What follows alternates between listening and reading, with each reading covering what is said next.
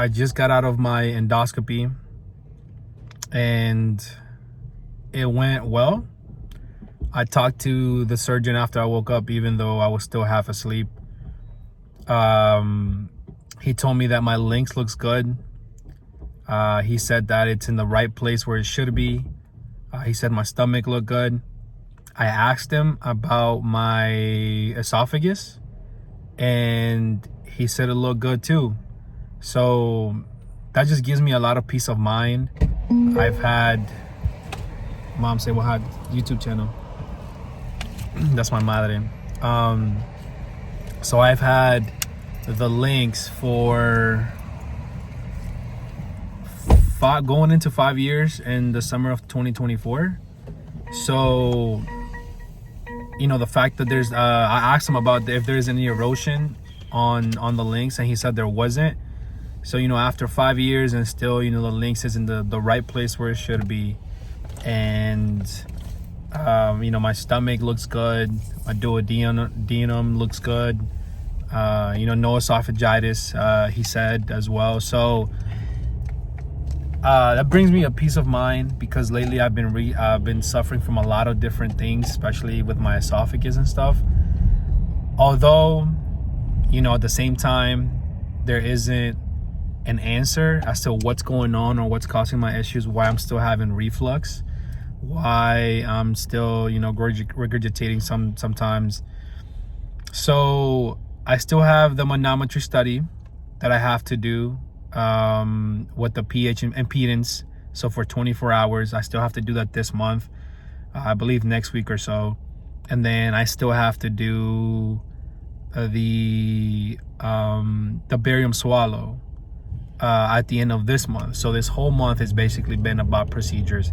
I've been putting up, or, you know, just waiting to not do all these testings, because I know, you know, how tough it is on my body, how anxious I get through these procedures. This whole week I've been worried about this procedure because of how, when I go to sleep, or before they put me to sleep, I start being so anxious that my heart rate goes really crazy. This time around though, I talked to the team that was there, the anesthesiologists, the nurses, the care team. I talked to Dr. Smith, and to be honest, guys, you know, just talking to them helps you have a peace of mind. I told the anesthesiologist that not to tell me when they were gonna put me to sleep, just to, you know, to do it. But to be honest, I felt the drugs coming in and my heart started racing because I knew they were coming in, so I knew I was about to go to sleep. But eventually, you know, I felt like I wasn't going to go to sleep. I felt like, you know, it was taking a little bit longer than usual for me to fall asleep. And before I knew it, I was waking up. So that's how anesthesia really works. I think the best part about me so far, and the best news, was afterwards, because I told my anesthesiologist about my heart rate issues. The last time I had this procedure,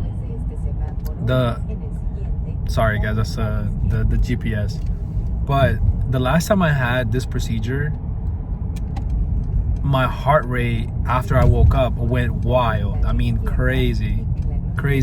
So that was very unfortunate, and it was a very scary moment. I think it was like 30 minutes. It was like my heart rate was, you know, I had tachycardia for some time. But this time around, I told the anesthesiologist about my issues the time before, and when I woke up, I remember her telling me, she was like, your heart's good, your heart's at 90 something, 92, 93. I was like, okay, you know, not too bad. And eventually, when I was waking up, one of the things I had to struggle with was my breathing, because of, you know, having the endoscopy going, the tube going down your throat, and, you know, him doing whatever he has to do down there. That breathing is tough. Like you feel like you're having a hard time breathing. I think it's from the anesthesia, to be honest. So the nurse was telling me to move, and I was like, give me 5 minutes, because I was trying to go back to sleep. So that was very interesting. Eventually I had to start moving my arms, my legs, my fingers, my toes, so I could keep waking up. I started doing breathing exercises, so just trying to breathe, because I wasn't able to take a deep breath yet. because of the anesthesia or whatever, you know, they did in there. So I was struggling, I'm not gonna lie. And that was what I felt like was a struggle for me. And the anesthesia this time around, I feel like it hit me a little bit harder than usual, because I'm still feeling a little off. But they told me we're out throughout the day. I was able to walk a little bit, and you know, I'm doing better. So I'm just glad that I had this procedure. I'm glad to some extent, even though there weren't any answers, but I'm glad that my esophagus is healthy, right? I'm glad that there's no signs of, as of right now, that we know of, from what he saw, esophagitis, anything that looks, you know, Barrett's or anything cancerous. My stomach looks good, and my larynx looks, as you know, should be placed where it's at. It's in the right place. So I trust Dr. Smith, and right now we're gonna have these procedures done soon. So I'm gonna keep loading up videos on that as well to keep you guys updated. I'm probably gonna get some food right now because I'm a little hungry. Take it slow today. I took off work tomorrow as well, and then just bringing you guys a lot more content because this experience, it's you know, it's my 5th time around, 6th time. I don't know how many times I've been put to sleep for an endoscopy. You know, every single time, before a surgery, after a surgery, if you have, you know, concerns even after, years after, they put you to sleep again to see inside. And I get it, it makes sense, but you never really feel like you get used to it because there's always something new. And you know, you got to keep fighting the good fight. This week was tough for me mentally, but we got through it. I'm feeling okay now, and I feel like, you know, thank God I'm gonna be okay and just go rest today and take it slow. So hopefully you guys, you got something good from this. I was supposed to record before, by the way, the procedure. I was supposed to record before, but my mom made me drive, so I wasn't able to record anything prior. So now she's driving because she has to. So we're good. But you know, I was supposed to record before, but I'm doing it a little bit right after the procedure. I don't think I've ever done a video of like right after my procedures, surgeries, endoscopies, anything like that. But these couple of exams, I'm gonna try to record as much as I can during the procedure, before, during, after, so you guys can get a better idea and a better look on what's going on. So just giving you guys a quick update. Eventually I'm gonna try to see what else we can do to manage my health issues, my GERD and my regurgitation. So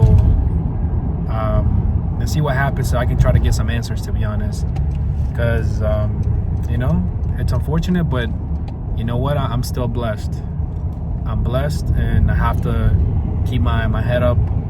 I have to keep reminding myself that I'm still alive, you know, and every day above ground, it's a blessing. So, and you know, I was reading the Bible a couple weeks ago, and it was talking about how when you go through struggles, and when you go through, you know, tough moments in life, when you're hurting, when you're ill, it gets you not only closer to Christ, to Jesus, but it also makes you more like him. Because if you remember, before he was crucified, you know, the Lord was going through so much, right? I think it's the Garden of Gethsemane or something like that, if I remember correctly. You know, he started, you know, sweating blood because he was so scared and nervous that he was going to get crucified. He knew what was coming, right? His time was up. And just like us, he felt scared, he felt nervous, he felt worried, he felt anxious, and he was about to take the sins of all of us. And I mean, think about this. We can barely deal with our own sins, right? Our own sins. We struggle with our own sins. Now imagine him taking the sins of millions of people who have lived before him, who lived during him, and who lived after him. Think about how much he had to take on, because he was half human. So if you ever wonder how God or Jesus can relate to you, it was through, I mean, God can relate to you. It's through Jesus, right? So he understands what you're going through. He knows what it feels like to be anxious, to be scared, right? So just remember that. Just remember that, and you know, you got to keep fighting the good fight. It's a struggle, but he also says to be strong and courageous. And when you struggle, it makes you more like him. So to be honest, to some extent, we should be proud for the people that are sick, for the people that are suffering from health issues, whatever you're going through, mental issues, physical issues, family issues, whatever it may be. Just remember, each step makes you closer to the Lord, and that's a blessing. It's an honor. It's an honor. So that's all I wanted to say to you guys. I had to record this video in my car. Sorry, like you got such a close-up on my face. I haven't even gotten a haircut or anything, but it's all right. We're gonna keep fighting, and share your experience down in the comment below. Don't forget to subscribe, comment, and I'll see you guys on the next one. As always, peace and love. See you guys.